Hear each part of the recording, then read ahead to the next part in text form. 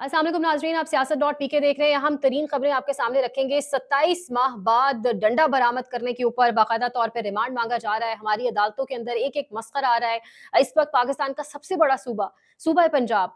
किस तरीके से एक आप कह लें कुदरती आफत की जद में है, और जब सबसे बड़ा सूबा एक कुदरती आफत की जद में है, तो वहाँ वो खानदान जो एक ज़माने से वहाँ पर राज कर रहा है, वो किस तरह पहाड़ों का रुख कल किया गया। और छांगला गली में एक इंपॉर्टेंट मीटिंग हुई, सैलाब मैदानों में था, लेकिन जो बैठक थी वो पहाड़ों में हुई। आखिर ऐसी कौन सी इंपॉर्टेंट बैठक थी? आया सैलाब उसमें डिस्कस हुआ भी या नहीं? तमाम तर चीज़ें आपके सामने रखते हैं। अनप्रिपेयर्डनेस किस हद तक है?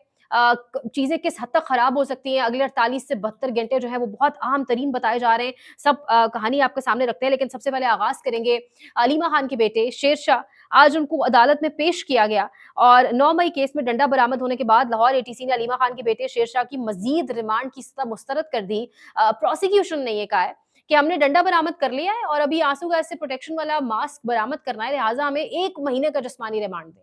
यानी 1 महीने का जिस्मानी रिमांड हमें इसलिए दें, डंडा हमने बरामद कर लिया है और अभी मास्क हमने बरामद करना है। यानी पाकिस्तान की अदालतों में बहुत कुछ हमने सुना, देखा, पिछले 2 ढाई साल में बहुत कुछ रिपोर्ट किया, लेकिन क्या इससे बढ़कर भी कुछ मसखरा हो सकता है? और प्रोसिक्यूशन की बहरहाल ये जो सज़ा थी मुस्तरद करते हुए जुडिशल करके जेल भेज दिया है और अब आज ही जमानत की दरखास्त भी दायर हो सकती है। एडवोकेट राना मुदस्सिर, उमर, सलमान अकरम राजा, बैरिस्टर तैमूर मलिक ये सब मौजूद थे। लेकिन यहाँ पर हँसने के अलावा बंदा क्या करे? कुछ चीज़ें ऐसी होती हैं जहाँ पर अल्फाज़ बिल्कुल ख़त्म हो जाते हैं, अल्फाज़ साथ छोड़ जाते हैं। यानी 27 माह बाद पहले तो 27 माह पर डंडा छुपाया हुआ कहाँ था? यानी यहाँ सवाल उठता है, कहाँ था ये? और इतना बड़ा एक आपने दहशतगर्द पकड़ लिया, इतना बड़ा आपने मवाद बम का जो है वो पकड़ लिया है, तो अब इस पे तो कौमी सलामती पूरी की पूरी फ़ोकस्ड इधर है। हमारे मुल्क के अंदर ना प्रायोरिटीज बहुत मुख्तलिफ हैं। यानी मुल्क का सबसे बड़ा सूबा असल में तो कौमी सलामती ये सैलाब है, ये कुदरती आफात है, लेकिन हमारी जो प्रायोरिटीज है वो टोटली अक्सर मुख्तलिफ हैं। इमरान खान के भतीजों को पकड़ना, उनसे डंडे बरामद करना, इस किस्म की हमारी प्रायोरिटीज है। अलीमा खान ने गुफ्तगू भी की है। वो कह रही है कि वीलॉगर्स बता रहे हैं कि एस्टैब्लिशमेंट की जेल में इमरान खान से मुलाकात हो रही है। अगर एस्टैब्लिशमेंट में मुलाकात की इतनी जुर्रत होती तो वो वीलॉगर्स को ना बता रही होती। और इसके साथ साथ उन्होंने कहा है कि एस्टैब्लिशमेंट ने सोचा था कि इमरान खान डर के मुल्क छोड़कर चला जाएगा, अब बस इनके पास यही रह गया है कि माफ़ी माँग लें, यानी इनका मतलब है कि फ़ील्ड मार्शल इनको माफ़ी दे देंगे। तो अलीमा खान की गुफ्तगू भी सामने आई है। दूसरी जानिब जो हालात पंजाब के बने हुए हैं, वो भी आपके सामने रखेंगे। मुर्दे यानी जो कब्रें हैं, वो भी अब डूब रही हैं। पाकिस्तान का सबसे बड़ा सूबा पंजाब, हमें ऑलरेडी एहसास था ये, क्योंकि क्लाइमेट चेंज एक्सपर्ट्स पाकिस्तान के अंदर ये मुतनब्बे कर रहे थे कि इस बार जो बारिशें हैं और जिस तरीके से क्लाइमेट चेंज एक हो रहा है, एक फिनोमेना जो क्लाउड बर्स्ट का भी सामने आया है, न्यू फिनोमेना इमर्ज किया है, तो इस सब के बाद हालात जो है वो कंट्रोल से बाहर हो सकते हैं। फिर भारत का पिछले हम 1 डेढ़ हफ्ते से तमाम तर चीज़ें देख रहे थे, लेकिन किस हद तक हम प्रिपेयर्ड थे? इस हद तक हम प्रिपेयर्ड थे कि सूबे की वज़ीर आला जापान के दौरे पर थी, उसके ऊपर अलग सवालात उठ रहे हैं कि वो दौरा किस तरीके से पर्सनल था, कितने घर के लोग उसके अंदर मौजूद थे, लेकिन जब सवाल किया जाए तो पीका एक्ट लगा दिया जाता है। सवालात के जवाबात नहीं दिए जाते। उनकी ड्रेसिंग पर भी बहुत सवालात हो रहे हैं, लेकिन क्या एक अवामी नुमाइंदे की ड्रेसिंग सेंस क्या अवामी उमंगों के मुताबिक नहीं होनी चाहिए? लेकिन बात यही है ना कि अवामी नुमाइंदा और फॉर्म 47 का नुमाइंदा बड़ा फ़र्क चीज़ है। आपके साथ रील्स चल रही होंगी, सबसे पहले ये आपके सामने एक रील रखते हैं। ये आपके साथ आ रहा होगा, एक वीडियो आपके साथ स्क्रीन पर आ रही होगी। ये एक वीडियो है जहाँ पर आप देख सकते हैं कि रिलीफ एफर्ट्स चल रही हैं, रिलीफ की सरगर्मियाँ चल रही हैं। और वहाँ पर एक बैनर पकड़ के 2 लोग दोनों तरफ से खड़े हैं और कार्ड होल्डर्स भी उन्होंने बाकायदा कार्ड्स पहने हुए हैं। तो यकीनन कोई हुकूमती बेचारों को ड्यूटी लगी होगी, इन्हीं को तमगे इम्तियाज़ दें बड़े-बड़े, बहुत बड़ी इन्होंने जॉब की है, बैनर पकड़ के खड़े हैं, उसमें मरियम नवाज़ का जो है वो बाकायदा तौर के ऊपर नाम लिखा हुआ है। जबकि कहा जा रहा है ये जो पंप है, वाटर पंप है, ये यूनिसेफ ने लगवाया था, लेकिन रिलीफ एफर्ट्स के वक़्त भी जिस तरीके से एक तशहीर करने की कोशिश की जा रही है, जिस तरीके से एडवर्टाइज़मेंट पे पैसा खर्च किया जा रहा है, यहाँ पर आपके साथ कुछ और फुटेजेस भी चलेंगी। बाकायदा तौर पे मरियम नवाज़ को जब ब्रीफ कर रहे हैं ये डीजीएनडीए में गालिबन एग्जैक्टली, और वो जब ब्रीफ कर रहे हैं हेलीकॉप्टर में मरियम नवाज और शहबाज शरीफ मौजूद हैं, तो ब्रीफिंग के दौरान भी बाकायदा टिकटॉक के लिए रील्स बनाई गई हैं।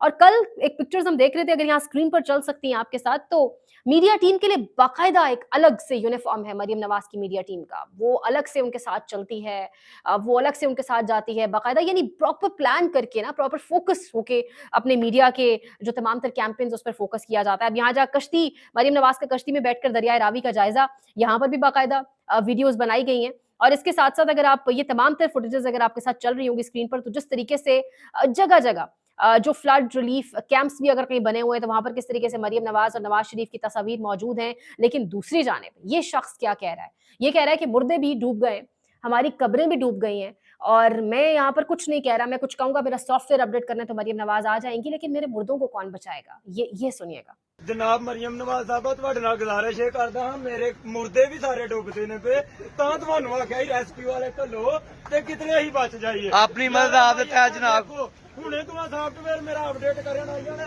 मेरा मुर्दा कोई नहीं बचाना होना। एक जानिब इस शख्स को भी अंदाजा है कि इसका सॉफ्टवेयर शायद अपडेट करने आ जाएगा कोई, लेकिन अल्फाज यहाँ पर खत्म हो जाते हैं कि वो जिस तरीके से कह रहा है कि मेरे मुर्दे भी डूब चुके हैं। ये इंसान है जिस बड़े पैमाने के ऊपर लोग इस वक्त नकल मकानी कर चुके हैं, अपने घरों से जा चुके हैं, यानी हमने क्या किया इतने पूरे टाइम में, हम क्या कर सके, हमारी प्रायोरिटीज क्या थी। आज भी ये सैलाब अगर सूबा पंजाब के अंदर है तो हमारा क्रिटिसिज्म, हमारी तनकीद इमरान खान दौर के ऊपर है। यानी भाषा डैम 1988 से क्यों नहीं बना, क्यों 36 साल लग गए डैम्स को बनने में, यही हुकूमतें थी। कालाबाग डैम क्यों नहीं बना, पीपल्स पार्टी उसके खिलाफ थी, सिंध के अंदर पीपल्स पार्टी, पंजाब के अंदर मुस्लिम लीग नवाज, तो आखिर डैम्स क्यों नहीं बन सके। कभी जमीनें खरीदी गई, कभी स्टे दिए गए, और इसी तरीके से मामला जो है वो आगे जाते गए। रूडा एक बहुत बड़ा प्रोजेक्ट इस वक्त जो दरिया के किनारे सोसाइटीज जिसके अंदर बन रही हैं, ये प्रोजेक्ट इल्जाम डाला जाता है कि इमरान खान ने आगाज किया था। तो जब इमरान खान की हुकूमत का तख्ता उल्टा गया तो उसके बाद हम सब जानते हैं कि किस तरीके से मरियम नवाज और नवाज शरीफ ने बाकायदा यहाँ पे विजिट किया और इस प्रोजेक्ट को ओन करने की कोशिश की। इस वक्त अभी जो तमाम तर सिचुएशन है, ये बेसिकली एक आध हफ्ता लगा के चीजें कंट्रोल होने वाली नहीं है कि आप बंद बांध लेंगे, कहीं पर आप बारूद धमाके करके बंद को उड़ाएंगे, इस तरीके से आप चीजों को कंट्रोल नहीं कर सकते। इसके लिए आपको बड़ा एक वेल प्लानिंग किसी की ज़रूरत है, डैम्स बनाने की ज़रूरत है, लेकिन शायद सैलाब की मद में आपको बहुत ज़्यादा एड मिल जाती है, सो डैम्स बनाने का कभी कोई सोचता नहीं है। इंडस वाटर कमीशन ने भी फ्लड अलर्ट बाकायदा तौर पे जारी कर दिया है। क्लाइमेट एक्सपर्ट्स भी बार-बार जो है वो मुतनब्बे करते रहे, लेकिन किसी किस्म की बात को सीरियसली नहीं लिया गया। अगले 48 से 72 घंटे इंपॉर्टेंट कहे जा रहे हैं। कल जब ये तमाम तर मामला चल रहा था तो छांगला की पहाड़ियों में एक अहम मीटिंग भी चल रही थी। बेनज़ीर शाह कह रही हैं, during a briefing in Narowal, the Prime Minister and Punjab Chief Minister were told by the NDMA chairman that all three major rivers in Pakistan were under stress and that floods had caused extensive damage to crops. तो ये मामला सिर्फ ये नहीं है कि सैलाब आ गया, ये जो हमारी फसलें हैं ये जिस हद तक तबाह होंगी, किसान को तो ऑलरेडी जो टीका लग चुका है हमें पता है। पाकिस्तान में खुदा न खास्ता कहत साली की तरफ हम जा सकते हैं, तो ये जो मामला जिस जानिब बढ़ रहे हैं ना, ये बिल्कुल ठीक नहीं है। लेकिन फिर उस सब के साथ अफसोस ये होता है कि एक जानिब ये सैलाबी सूरत हाल, एक जानिब ये मामलात, और दूसरी जानिब हालात ये हैं कि आप इमरान खान के भतीजे को महज इसलिए जो है वो उठा रहे हैं और कह रहे हैं मजीद उनका जो है वो रिमांड की सता की जा रही है कि उनसे एक डंडा बरामद हुआ है। यहाँ पर शहबाज राना की ट्वीट रखते हैं आपके सामने। Finance minister Mohammad Aurangzeb said that Pakistan failed to develop investable flood related projects to benefit from $11 billion pledges nearly 3 years ago, a lapse that highlights gap between government's desire to secure aid and its ability to effectively use it। तो finance minister भी अब ये कह रहे हैं, यानी कहीं से किसी शोबे से आपको इस मुल्क के अंदर कुछ अच्छी चीज या कुछ ऐसा सुनने को नहीं मिल रहा, लेकिन यहाँ पर मुनीब फारूक साहब क्या कह रहे हैं, जब पूरा पंजाब डूब गया है तो वो मरियम नवाज के कपड़ों को डिफेंड कर रहे हैं। ये सुनिएगा। कपड़ों पे गुफ्तगू करना कि मरियम नवाज शरीफ साहब ने कपड़े बहुत म्यारी पहने हुए थे, या अगर वो कोई ब्रांडेड प्रोडक्ट्स इस्तेमाल करती हैं, इसके ऊपर लोगों को एतराज होता है। मसला ये है कि हर किसी की अपनी चॉइस है। कुछ लोगों को ये होता है, मैंने देखा कि वो शायद गालिबन थाईलैंड में उस वक्त अपनी फैमिली के साथ थी या जो भी वो वॉक कर रही हैं, तो वहां पर लोग, ठीक है आप सवाल जरूर पूछेंगे कि पब्लिक एक्सचेकर के ऊपर ये काम नहीं होना चाहिए, लेकिन अगर किसी के पास कोई साहिब हैसियत है, अमीर होना तो जुर्म नहीं है भाई, किसी को अल्लाह ने अगर अता किया हुआ है तो अमीर होना तो कोई जुर्म नहीं है। हाँ, अगर आपके पास ये सबूत है कि कोई सरकारी खर्चे के ऊपर महंगे बैग खरीद रहा है या महंगे कपड़े खरीद रहा है, या सरकारी खर्चे के ऊपर वो कोई अपनी जो स्टैंडर्ड ऑफ लिविंग है उसको इंप्रूव कर चुका है या कर लिया है किसी ने, तो ठीक है आप उस पर एतराज करें, आप उस पर जरूर बात करें। अब एक जानिब ये तमाम तर कहानी और दूसरी जानिब एक बड़ी खबर आती है सामने के मरी में जो बड़ों की बैठक थी उसका अहवाल ये था कि मरियम नवाज यानी चाचा और भतीजे ने मिलके बाबूजी को यानी मियां साहब को मना लिया है, और मना लिया है मुल्क की तसलसल में जो निजाम चल रहा है इसको आगे बढ़ने में। यानी मियां नवाज शरीफ 3 बार के वजीर आजम अपनी सीट से इलेक्शन जीत नहीं सके, फॉर्म 47 पर पार्लियामान के अंदर बैठे हुए हैं, सब जानते हैं। यास्मीन राशिद हरा चुकी थी मियां नवाज शरीफ को, रातों रात रिटर्निंग ऑफिसर तब्दील किया गया। वो मियां नवाज शरीफ अब निजाम के तसलसल के, निजाम के चलने की मंजूरी देंगे। बिल्कुल वैसा ही है जैसे कहा गया था कि मियां नवाज शरीफ ने जंग का पूरा प्लान जारी किया। फहीम अख्तर मलिक कह रहे हैं क्या पिद्दी का शोरबा। शहबाज शरीफ और मरियम नवाज ने नवाज शरीफ को मना लिया कि मौजूदा निजाम यानी फील्ड मार्शल की कंटिन्यूटी जारी रहेगी। मियां नवाज शरीफ अब कबूतर उड़ाने के साथ साथ कंटिन्यूटी भी दिया करेंगे। तो ये इस किस्म की चीजें जो सुनकर ऑब्वियसली हंसी भी आती है और बंदा सोचता है कि मतलब किस किस्म के जो है स्टेटमेंट्स, मुल्क आपका जो सबसे बड़ा सूबा है वो किस इस वक्त क्राइसिस की सिचुएशन में है।